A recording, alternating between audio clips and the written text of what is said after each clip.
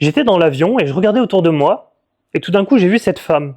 Elle avait l'air accomplie en tout point, bien habillée, un homme élégant et éduqué à ses côtés, souriante, physiquement bien dotée, mais il y avait une chose qui a attiré mon attention. Elle jouait à Candy Crush. Bon, mettons les jugements de valeur de côté, sachons percevoir les leçons dans les petites choses sans y attacher d'émotion.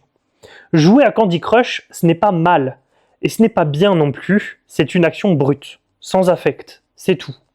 Mais moi je vais poser une question. Pourquoi joue-t-elle selon vous? Elle se divertit, elle fait passer le temps, elle s'amuse. Oui, peut-être.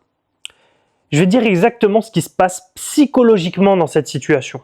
Elle a la sensation d'être au top de sa vie. Elle ne ressent pas d'urgence à changer quoi que ce soit.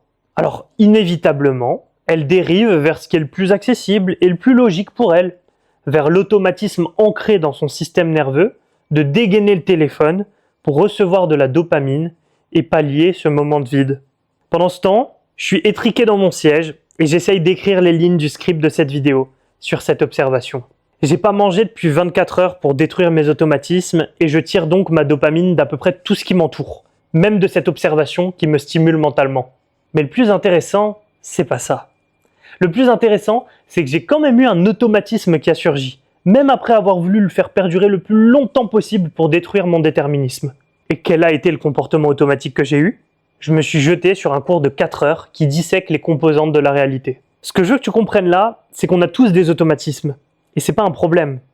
Par contre, si tu as une réelle envie de changement dans ta vie, va falloir forcer la machine dans un premier temps.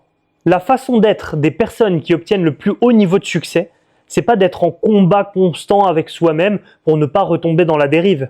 Ça, c'est la première partie, la phase 1, là où la plupart échouent, parce qu'ils se disent que c'est trop dur et qu'ils n'ont pas envie d'avoir à lutter toute leur vie comme ça. Et ça se comprend. L'objectif de la phase 1, c'est bien sûr d'accéder à la phase 2, parce que dans la phase 2, tu n'as plus à lutter. Tout ce que tu as forcé à implémenter se fait de façon automatique. Alors quand tu vois ces vidéos sur Insta qui parlent des habitudes des gars successful, ne prends pas peur. Ne te dis surtout pas « Oh là là, il faut que je lise des livres, que je mange clean, que je m'entraîne, que je me lève tôt, que je prenne des bains froids, que je m'instruise constamment, que je me repose jamais, que je travaille dur. » Arrête d'avoir peur en te disant que ça paraît trop dur et que t'as pas envie que ta vie ressemble à ça. Rappelle-toi que c'est la phase 1, qu'il faut que tu aies cette envie d'atteindre un nouveau seuil, que tu quittes la dérive en reprenant le contrôle pour l'instant, mais que dans la phase 2, tu pourras te laisser aller. Parce que quand tu te laisseras aller, les automatismes qui te viendront quand tu t'ennuieras dans l'avion, ce sera de te former sur des sujets de pointe qui augmenteront ta compréhension du monde. Quand tu te relâcheras et te reposeras, ce sera à travers les habitudes de la personne qui a du succès. Tu auras désormais changé de niveau et tu auras rehaussé ton seuil minimal indépassable, celui en dessous duquel tu ne peux plus retomber, même en te relâchant complètement, parce que quand tu te relâches, qu'est-ce qui apparaît? Le vide. Et la nature a horreur du vide.